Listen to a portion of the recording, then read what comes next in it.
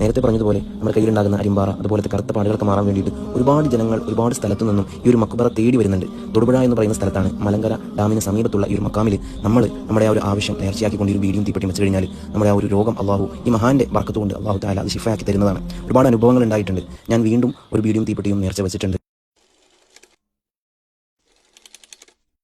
എന്റെ സഹോദരങ്ങളെ, നിങ്ങൾക്ക് ദുഃഖമുണ്ടായാലും നിങ്ങൾക്ക് വേദനയുണ്ടായാലും അതാണ് യാഥാർത്ഥ്യം. ലാ ഇലാഹ ഇല്ലല്ലാഹ് എന്ന് ചൊല്ലിയവൻ അല്ലാഹുവിനോടല്ലാതെ പ്രാർത്ഥിക്കാൻ പാടില്ല. വിശുദ്ധ ഖുർആനിൽ അല്ലാഹു പറഞ്ഞിട്ടുണ്ട്, വഖാല റബ്ബുകും ഉദ്ഊനി അസ്തജിബ് ലക്കും. വഖാല റബ്ബുക്കും, നിങ്ങളുടെ റബ്ബ് പറഞ്ഞിരിക്കുന്നു. ആരാണ് നിങ്ങളുടെ റബ്ബ്? മുഹദ്ദിസ് ശൈഖാണോ? അല്ലാഹുവിന്റെ റസൂലാണോ?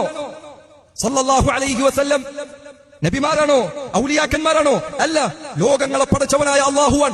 വഖാല റബ്ബുക്കും ഉദ്ഊനി, നിങ്ങളുടെ റബ്ബ് പറഞ്ഞിരിക്കുന്നു, ഉദ്ഊനി, നിങ്ങൾ എന്നെ വിളിച്ചു ദുആ ചെയ്യണം, അസ്തജിബ് ലക്കും, ഞാൻ നിങ്ങൾക്ക് ഉത്തരം നൽകാം. അള്ളാഹുവിന്റെ കൽപ്പനയാണത്, അള്ളാഹുവിന്റെ കൽപ്പനയാണത്. എന്റെ പ്രിയപ്പെട്ട സഹോദരങ്ങളെ, ഈ കൽപ്പന നമ്മൾ പ്രാവർത്തികമാക്കണ്ടേ?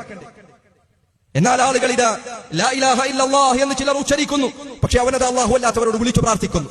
ലാ ഇലാഹ ഇല്ലല്ലാഹ് എന്ന കലിമത്തു തൗഹീദ് അതിനെ തകർക്കുകയാണ്. അതുകൊണ്ട് സഹോദരങ്ങളെ, ഒന്നാമത്തെ പാഠം, ഇസ്ലാമിലെ ഒന്നാമത്തെ കാര്യം തൗഹീദാണ്. അത് പ്രാവർത്തികമാക്കണോ? ഇബാദത്തുകൾ അല്ലാഹു അല്ലാത്തവർക്ക് നൽകാൻ പാടില്ല.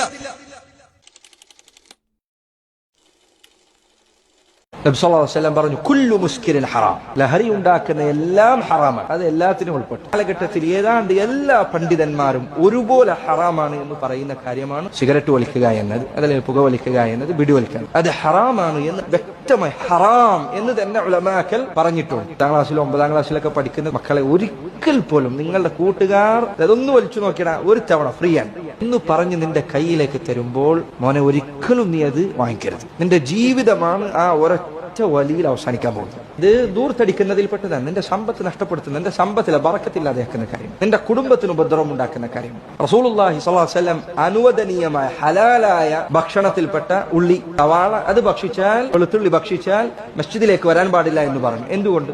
അത് കഴിച്ചാൽ മോശമായ മണം വായിലുണ്ടാകുന്നതാണ്. മനുഷ്യർക്ക് പ്രയാസം ഉണ്ടാക്കുന്നത് മലക്കുകൾക്ക് പ്രയാസമുണ്ടാക്കും. ഇതിന്റെ മണം ബുദ്ധിമുട്ടുണ്ടാക്കും, അത് മലക്കുകൾക്ക് ബുദ്ധിമുട്ടുണ്ടാക്കും. അപ്പോൾ പുക വലിച്ചിട്ട് പള്ളിയിലേക്ക് വരുന്നതിന്റെ അവസ്ഥ എന്താ?